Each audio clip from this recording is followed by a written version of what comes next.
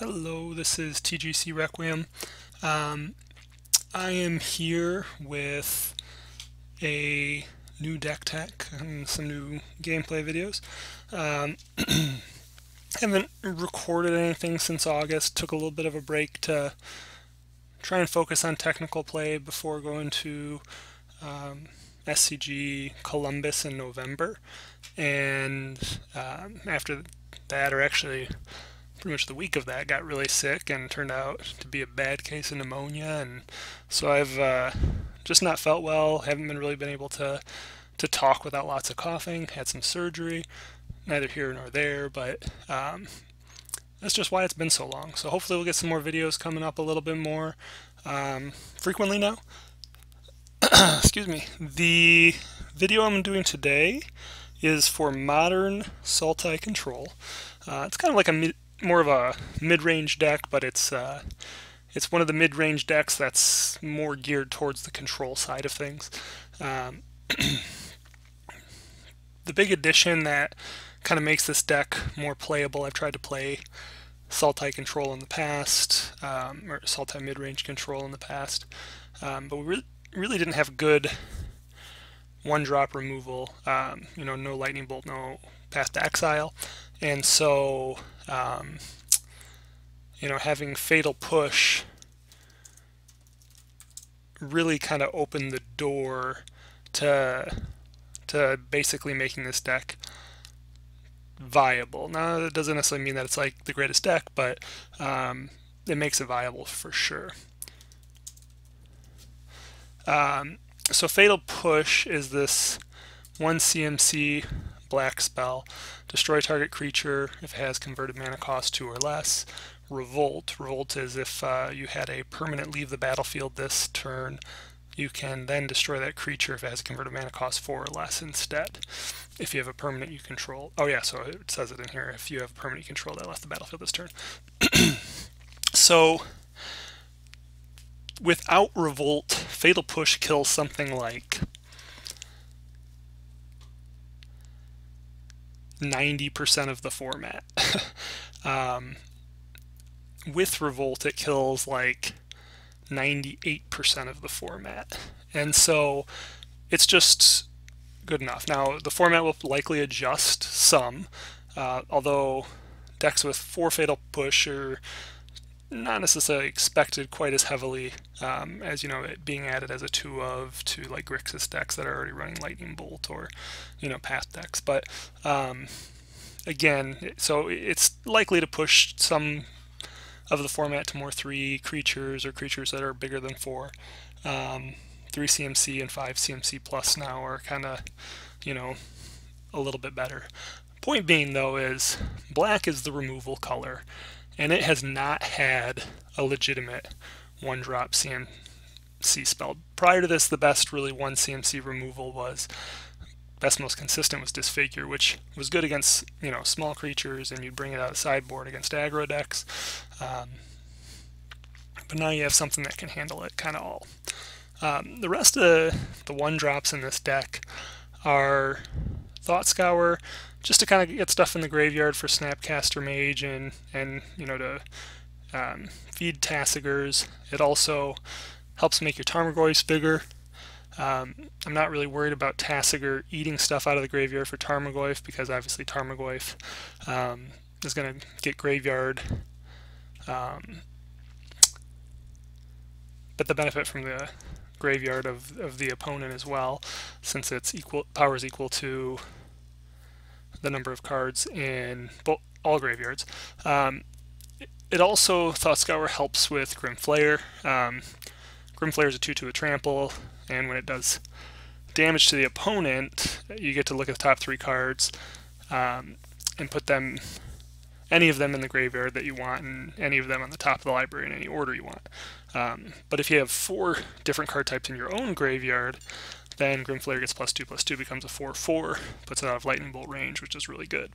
I'm a little more worried about hitting Delirium in this deck, and so I only run 2 Grimflayer. Now, the reason I'm running the 2 Grimflayer is against some of the spell-based decks, we're not creature heavy with 12 creatures in this deck. And so Grimflayer gives us, just an extra beater to help put the pressure on the opponent in those ad nauseum type decks, or Goryo's Vengeance, things like that. Just gives us a couple extra beaters while also letting us filter to the important cards in the matchup, the counter magic, etc. So also, in some of the aggro matchups, Grimflayer is also really good. Sometimes you can get it to an early. You get Delirium turned on early, and it's just a great blocker. Even if you just throw it out there, sacrifice it to block a creature, the next Grimflayer, if you draw another one, might be big enough because now you might have Delirium turned on. So it has its place in the deck for sure. Then Serum Visions just to kind of help with our smoothing our draws, and Spell Snare as an instant speed counter target spell for mana cost 2. There's actually quite a lot of 2 CMC spells. In fact, actually, if you just look at my deck, Snapcaster Mage, Tarmogoyf, Grimflayer, all very common. 2 CMC spells that are very strong, but that doesn't even include spells like Goryo's Vengeance, or counter spells like Mana Leak, or general 2 CMC removal like Terminate. There's just a lot. Scape Shift has a bunch of 2 CMC ramp spells that you can counter, etc. So Spell Snare to interrupt. And so ideally what we're getting is, we're going to have one of these cards in our opening hand. Serum Visions to help us get to, smooth our draws. Thought Scour to help kind of feed Tarmogoyf, Flayer, Tasigur, and Snapcaster Mage. And Spell Snare and Fatal Push as early interaction. So again, 2 CMCs, we've already talked about Snapcaster. This deck runs, I think it's 19 instants and 5 sorceries, so 24 spells that Snapcaster can flash back. Obviously any of these 1-drops it can get. Doomblade, Go for the Throat, Maelstrom Pulse, and Cryptic Commands, as well as the counter Squalls. The reason we're running Doomblade, Go for the Throat here, this deck is kind of based off of Corey Burkhart's Grixis Control decks, the ones with the 4 Cryptic Commands. The big difference in his deck is, he's got 4 Ancestral Vision, 4 Lightning Bolt, I think 3 Kolaghan's Command. Now, that allows him to do these long, grindy, 1-for-1 exchanges while he tries to win the game.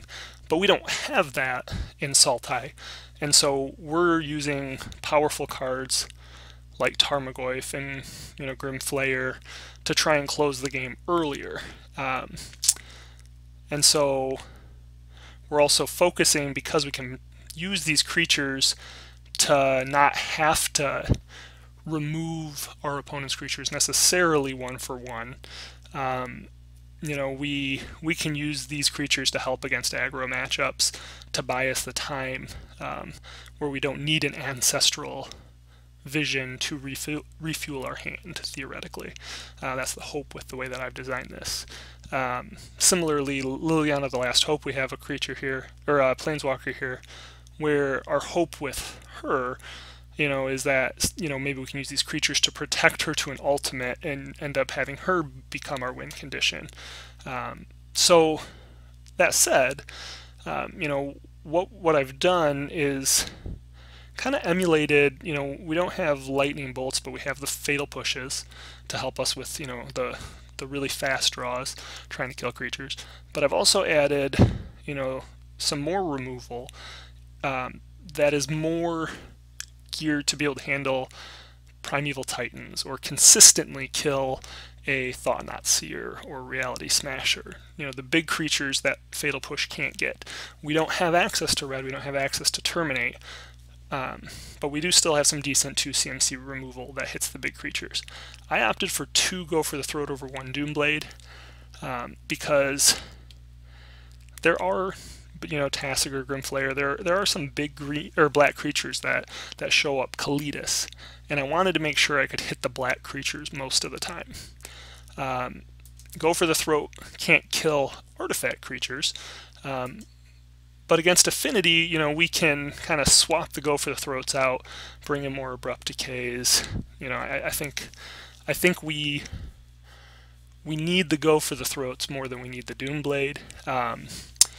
I did have the Doomblade as another Abrupt Decay for a while, but right now I think I just want to make sure I have the ability to answer like Restoration Angels and stuff more consistently. Not that I can't get some of that stuff with Fatal Push, but sometimes you need the ability to get those. You don't have the ability to activate Revolt, or you just want to kill the creature outright. Tarmogoyf, just to get good big beater, you can get him down early, buys you a bunch of time against aggro decks, burn decks, things like that.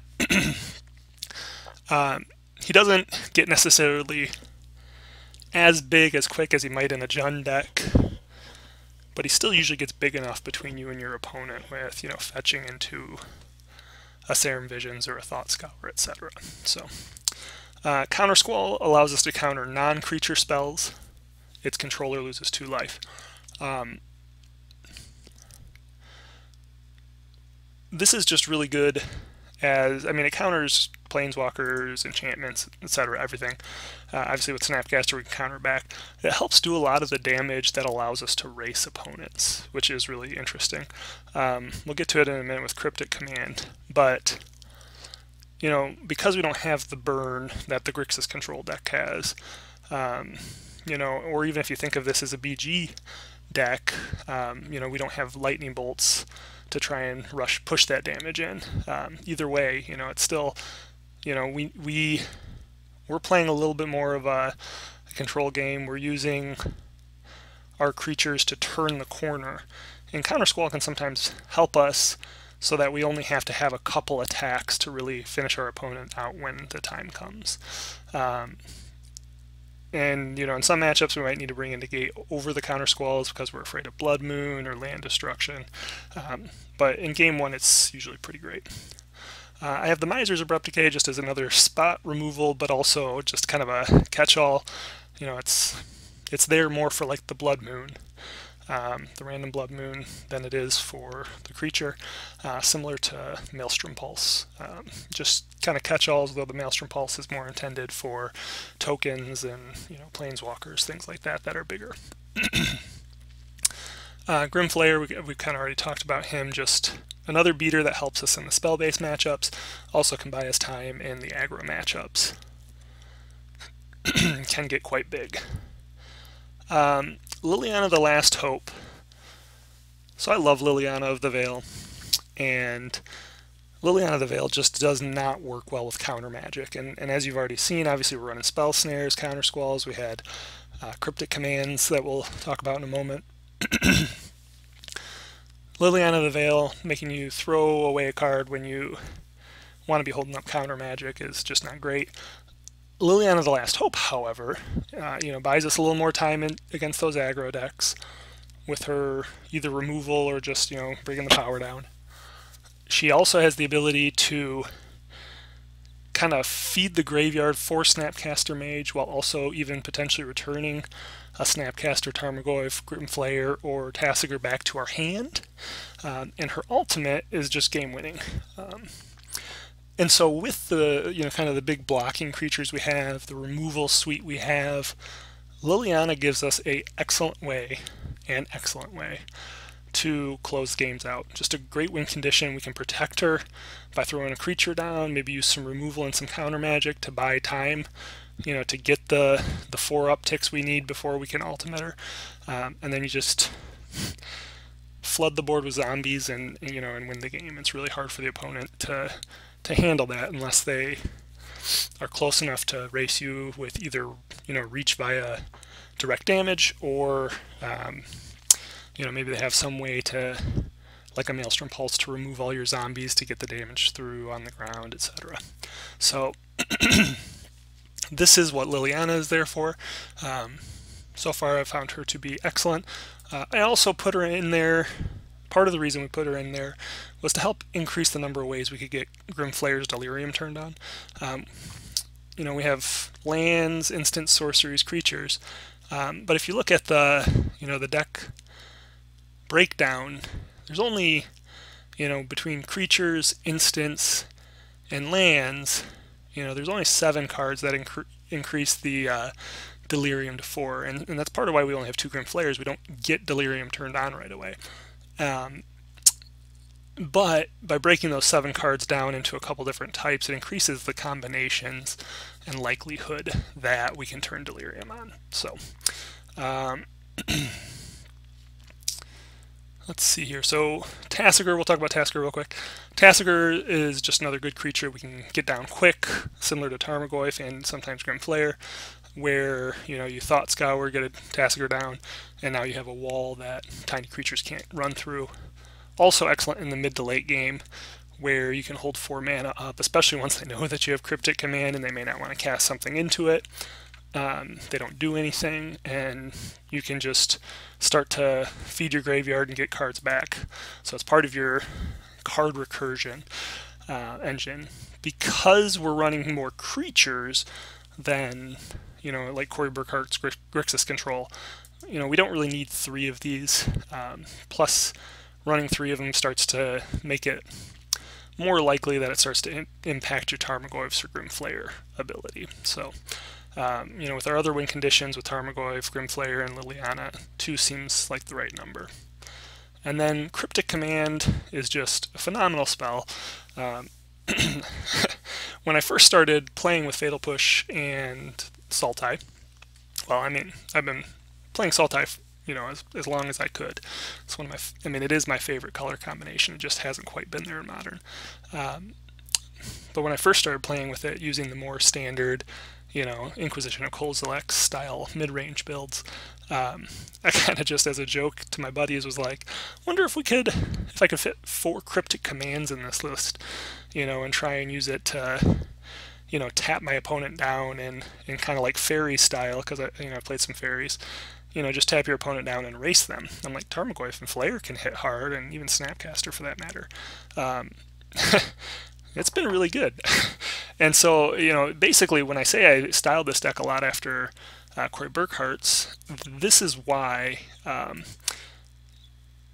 4 Cryptic Commands, especially when backed up with so much more power on board, like with the Tarmogoyfs and the Grim Flayers, and Tasigur, we really do have the ability to just buy time and then set up these loops where we can tap your opponent's creatures. Maybe they have Lingering Souls, which is a little bit of a problem, but you can tap them down and erase them anyway, and you can get to the point where you tap them down, but then maybe you draw a second one, or you Snapcaster Cryptic it to tap them down again and just race them by, tapping them down, buying yourself time to get some power on the board and go on that route. Obviously, it also counters spells, which is fantastic against a lot of spell-based decks and just generally decks. Obviously, for CMC, makes it a bit of a bummer to have it countered by like a Spell Pierce or Dispel, Negate, and that happens. But in general, it's great, and you tend to get quite a few lands out and have the ability to cast this with backup. Return target permanent to its owner's hand. Part of the reason I'm only running 1 Abrupt Decay in the main deck now is because Cryptic Command allows you to bounce any permanent. If you think of like an Ensnaring Bridge or Ghostly Prison, which I've definitely ran into that. Trying to think of other big ones, just Planeswalkers. You have the ability excuse me, you have the ability to return those permanents to their owner's hands, add instant speed, which can kind of catch them off guard if you do something on end step that all of a sudden allows for a play on your turn they did not expect. And then obviously you have the ability to draw a card. And for anybody who doesn't know, Cryptic Command, you get to do 2 of these whenever you cast a Cryptic Command. So the ability to tap all your all the permanents your opponent controls and draw a spell, is fantastic. Or counter a spell, draw a card, or whatever. You get the point. Just phenomenal. So that's the main deck. I'm running 22 lands. The mana base is almost a direct rip-off of Cory Burkhart's, and the reason I did that is I just wanted to make sure that it was built in a way that can handle Cryptic Command, which I know his deck was set up to do. Now obviously the colors are different, but we're running 4 Misty Rainforests, 4 Polluted Deltas. I did actually run, instead of 10 blue fetches, I'm running 8 blue fetches and 2 black-green fetches, because it's very important that we can cast our Tarmogoyf or our Tasigur, and so being able to make sure we had 6 fetches for both green and black was also very important to me. And then 2 each of the blue shocklands, one of the the off-color shockland, if you will, the black-green, 1 swamp, 1 forest, 2 islands. Now this is actually kind of new. Prior to this, Cory Burkhart had been running 3 islands, and he just recently switched to 2, and he had a really good reason for it. Part of the reason he ran 3 islands before was theoretically, so you could cast your cryptic commands under Blood Moon. But you're never really going to get 3 islands under Blood Moon if they get it down early when it matters. And so it's important to just fetch for your island first. And once you know you're playing Blood Moon, you're almost never keeping 4 cryptic commands in. And if you are, you're making sure you have a hand that has a counter squall or a negate to counter the Blood Moon, or an abrupt decay to blow it up once they've cast it. And so the point is you're never really going to get to 3 islands, most likely, and so there's really no reason to have 3 islands. And so having the extra fetch in place of that island gives you, just more ability to go get the island when you actually need the island. So that's the reason for the fetch shock basic portion of the mana base. 2 Creeping Tar Pit, just as another potential win condition. Comes in tapped, which is a bummer, but the fact that it can't be blocked just helps again with that whole concept of trying to race your opponent to the end. And it's a land which makes some of the removal harder to target it. And then finally, 1 Drowned Catacomb. The big thing here, if you know, I mean, obviously some of these lands can come in tapped. The only 2 lands that do come in tapped automatically are the Creeping Tar Pit. Everything else can come in untapped, and essentially almost all of those lands are going to bring in a Drowned Catacomb upright. So unless you get some funky draw with Creeping Tar Pit, Drowned Catacomb is your only 2 lands, or Forest Drowned Catacomb is your only 2 lands, you might have to run a Drowned Catacomb out sideways, but otherwise, you should never really run into that situation. It's always going to be an upright duel. So that's again the main deck. That is how the mana base is built to support Cryptic Command. Again, because we don't have the ability to loop Kolaghan's Command with Snapcaster Mage, pretty much endlessly, we're more focused on trying to turn the corner a little faster with Tarmogoyf and Grimflayer. Sideboard, Dispel and Negate, those are just there for any kind of spell-based matchup. You can bring them in as needed. Dispel is not always great in spell-based matchups. Just kind of depends on the matchup, but there are matchups where it's fantastic, obviously against Burn and Collected Company and Court of Calling type decks. Bring those in. Surgical Extraction and Fulminator Mage are kind of a package, and this is kind of for your land decks. So Fulminator Mage to try and blow up your Valakuts or your opponent's Tron piece, and then Surgical Extraction to remove it. Also against combo decks, you can counter the spell when they go for it maybe the first time and Surgical Extract it to get rid of it, or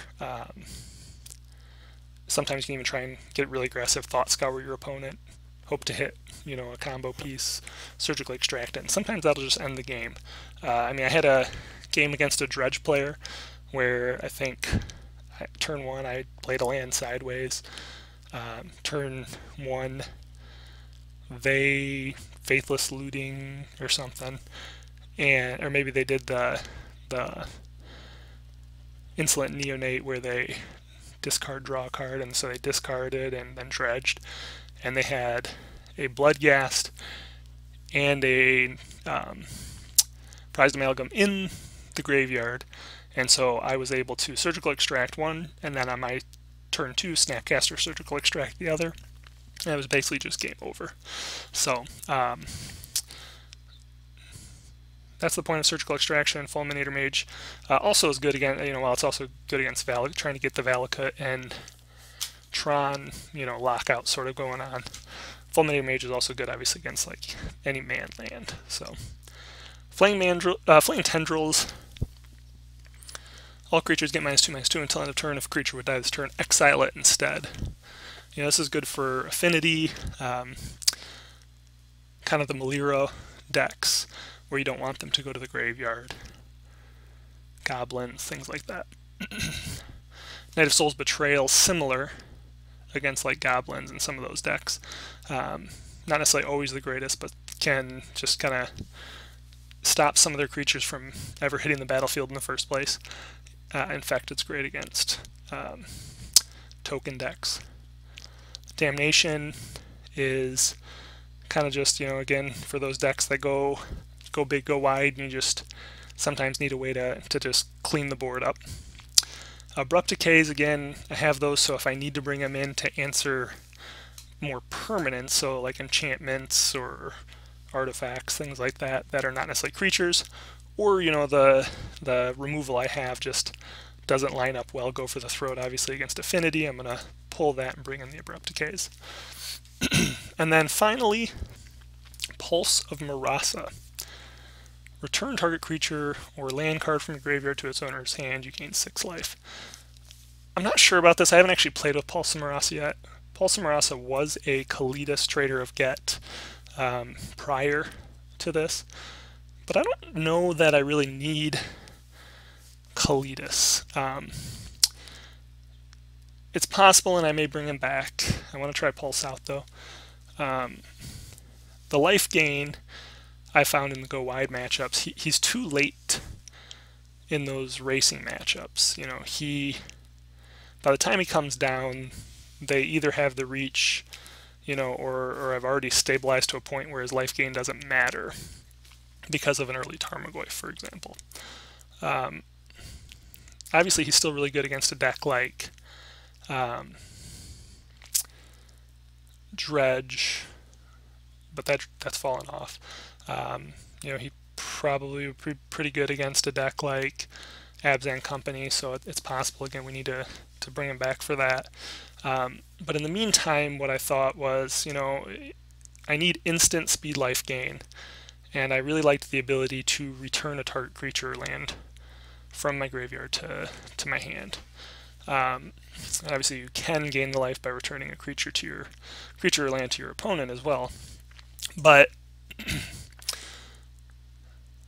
this isn't, it's not Kolaghan's Command, but it is a way of essentially gaining 6 life, returning a Snapcaster to hand, Snapcaster, Pulse of Marasa, gain 6 life, maybe return a Grimflayer to your hand. So I'm kind of testing it out for more grindy matchups, as well as the matchups where I need some life gain. We'll see how it works. There have definitely been times where, I get a Tasigur in the graveyard, and it's like, man, what I really need right now is a Tasigur. And so, since I only run 2 of them, it's kind of like, well. So anyway, this is the deck. This is what I'm running. I've had some good results. Ran a 5-0 in the league, in a friendly league the other day, and a 4-1 as well. I'm gonna try and post the replays for those to you today. Also had a league where I went 2-3. In the 2-3, though, I was 7-7 in games, and it was very close. In those 3 leagues, I was a combined 9, 11, and 3 in matches, and lost 7 8, 9, 10 games total, I think. So the deck seems really solid. And again, it's a new way to kind of play with Fatal Push and Sultai, and I'm excited about it. And I'm sure this video is way longer than I realized, but I just really wanted to talk about the deck in detail to kind of let you know why the choices were made in the way they were. So hopefully you enjoy it, and get some videos of gameplay out there soon.